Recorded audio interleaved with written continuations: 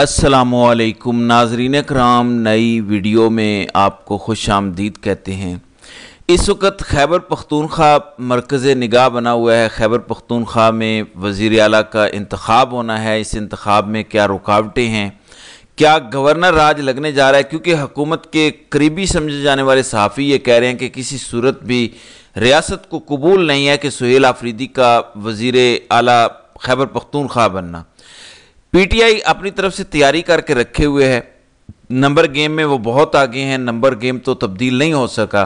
آئینی اور قانونی تمام رستے بند ہو چکے ہیں۔ جو جواز انہوں نے بنانے کی کوشش کی تھی وہ جواز بھی ختم ہو چکے ہیں۔ اس کے باوجود یہ خطرہ ہے کہ کوئی مس ایڈوینچر خیبر پختونخوا میں کیا جا سکتا ہے۔ رات گئے بہت اہم ملاقاتیں، بہت اہم میٹنگز دونوں طرف سے کی گئیں۔ کیا ہوگا؟ کیا سموتھلی یہ سارا پروسیس ہو جائے گا؟ جو انڈیکیشنز آ رہے ہیں، لگ نہیں رہا کہ یہ سارا پروسیس سموتھلی ہوگا۔ اب گورنر راج کی بہت زیادہ باز گشت سنائی دے رہی ہے۔ گورنر راج کی ان صورتوں میں لگایا جا سکتا ہے، اس پر بھی آگے چل کر بات کرتے ہیں، جبکہ گراؤنڈ ریالٹیز کیا ہیں اس پر بھی بات کرتے ہیں۔ ناظرین کرام، اس وقت پی ٹی آئی بہت کانفیڈنٹ دکھائی دے رہی ہے، بہت ریلیکس ہے۔ سوموار کو یعنی کل اجلاس طلب کیا گیا وزیر اعلیٰ کے انتخاب کے لیے۔ اب سوموار کو پتہ چلے گا کہ وہ کانفیڈنٹ تھے یا اوور کانفیڈنٹ تھے۔ دوسری جانب پی ٹی آئی کے تمام ایم پی ایس کو یہ بھی حکم دیا گیا کہ کوئی بھی پشاور نہیں چھوڑے گا۔ اگر کوئی بھی پشاور سے باہر گیا اور وہ اریسٹ ہو گیا تو سمجھا یہ جائے گا کہ اس نے یہ حرکت جان بوجھ کے کی تھی، میچ فکس تھا اور وہ اس طرح سے اریسٹ ہو گیا۔ کچھ سورسز یہ بھی دعویٰ کر رہے ہیں کہ وزیر اعلیٰ کو جتنے ووٹ چاہیے، یعنی 73 ووٹ چاہیے ہوتے ہیں، وہ پورے موجود ہیں۔ کچھ ایم پی ایس نے بتایا کہ انہیں نامعلوم کالز بھی موصول ہیں۔ انہوں نے سب کچھ پارٹی کو بتایا، کیونکہ جنید اکبر نے ایک ٹویٹ کیا تھا جس میں انہوں نے کہا تھا کہ اگر کسی کو بھی اپروچ کیا جاتا ہے تو وہ پارٹی کو بتائے۔ پارٹی کے وہ لوگ جو سمجھتے ہیں کہ ہمیں حکمت کے ساتھ چلنا چاہیے، پس پردہ انہوں نے اداروں سے بھی رابطہ کیا ہے اور کہا ہے کہ آپ بھی تھوڑا ٹمپریچر نیچے لائیں اور اس طرح تصادم کی کیفیت نہیں ہونی چاہیے۔ آج کا دن ناظرین کرام اس لیے بھی امپورٹنٹ ہے کیونکہ آج تحریک تحفظ آئین پاکستان کا ایک سربراہی اجلاس بھی ہو رہا ہے۔ مولانا سے بھی پی ٹی آئی نے رابطہ کیا ہے۔ پھر پاکستان اور افغانستان کے بارڈر پر جو صورتحال ہے، افغانستان کی جانب سے اٹیک کیا گیا، پھر پاکستان نے ایفیکٹیولی ریسپونڈ کیا، ان کی چوکیاں تباہ کی، ویڈیوز بھی جاری کی۔ پھر انہوں نے یہ دعویٰ کیا کہ آپ نے ہمارے ملک کے اندر ایئر سٹرائکس کی تھی تو ہم نے اس کو رسپونڈ کیا، اب ہماری طرف سے سیز فائر ہے۔ تو اطلاعات یہ ہیں کہ پاکستان نے اس سیز فائر کو ریفیوز کیا ہے، انکار کیا ہے۔ پاکستان کی جانب سے مسلسل کارروائیاں جاری ہیں اور پاکستان یہ سمجھتا ہے کہ یہ آئیڈیل ٹائم ہے کہ ٹی ٹی پی کو جتنا نقصان پہنچایا جا سکتا ہے افغانستان کے اندر وہ پہنچایا جائے۔ اب سب سے زیادہ ایفیکٹو کیونکہ ہمارا کے پی کے ہے، کے پی کے کی پولیس، ایف سی کے جوان جو ہیں وہ شہید ہو رہے ہیں ٹی ٹی پی سے۔ پاکستان کئی بار کہہ چکا ہے جو ہائیڈ آؤٹس ہیں وہاں پہ ٹی ٹی پی کی افغانستان میں، اور آپ نے دوحہ ایگریمنٹس میں بھی اس بات کو سائن کیا تھا کہ آپ اپنی سرزمین پاکستان یا کسی بھی دوسرے ملک کے خلاف استعمال نہیں کریں گے۔ وہ کہا جاتا ہے نا کہ دوست تو بدلے جا سکتے ہیں، پڑوسی نہیں بدلے جا سکتے۔ سو پاکستان اور افغانستان کے معاملے میں بھی یہی صورتحال ہے۔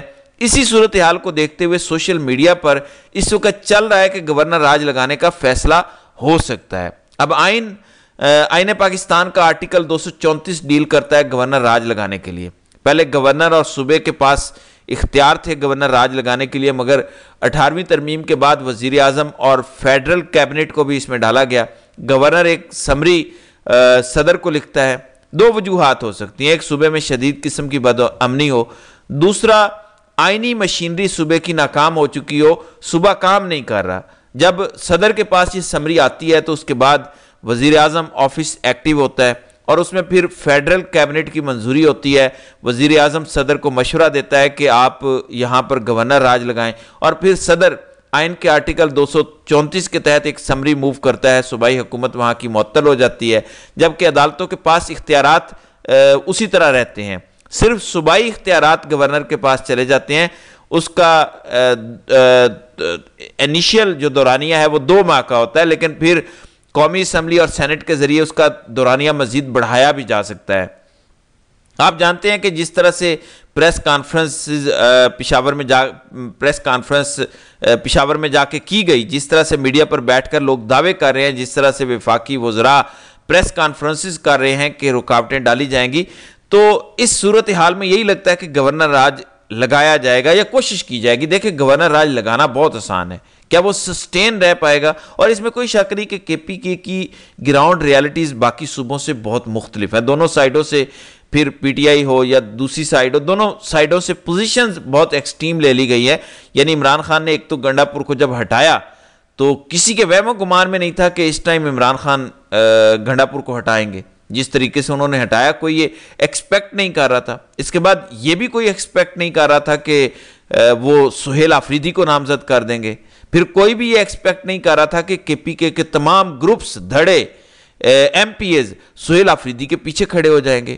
ایک اور چیز پہلی بار ہو رہی ہے کہ کے پی کے کی تنظیم اور حکومت ایک پیج پر آ جائیں گے، اتحاد ہو گیا، سوشل میڈیا ایک پیج پر آ گیا، تمام دھڑے، تمام ایم پی ایز ایک پیج پر آ گئے، اور پھر ایک ضد بن گئی ایم پی ایز کی کہ اب تو سہیل آفریدی ہی وزیر اعلیٰ کے پی کے ہوگا۔ پھر ایک کوشش کی گئی، عمران خان کو کہا گیا کہ آپ ان کا نام واپس لے لیں، علی امین گنڈا پور کو کنٹینیو کروائیں، وہ بھی نہیں ہو پایا۔ عمران خان کو کہا گیا کہ آپ کی حکومت گر جائے گی، تو عمران خان نے کہا کہ کل کی بجائے آج جاتی ہے تو جائے۔ گو کہ اس وقت گورنر راج لگایا جا سکتا ہے، کیونکہ ایک ایکسٹریم پوزیشن لے لیا دونوں سائیڈز نے۔ ایک نے کہا کہ ہوگا بھی یہی، ہے بھی یہی، دوسرے نے کہا کہ یہ تو نہیں ہوگا جو مرضی ہو۔